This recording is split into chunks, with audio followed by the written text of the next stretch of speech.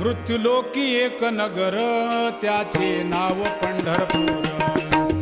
येथील मोकाशी उभा शेविटीवर पुंडलिक भक्तराज शोभे चंद्रभागा तीर.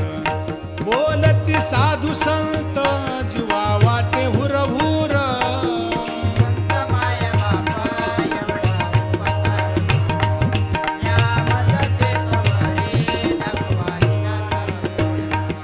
मज नाही हात पाय डोळा पडली झांपड.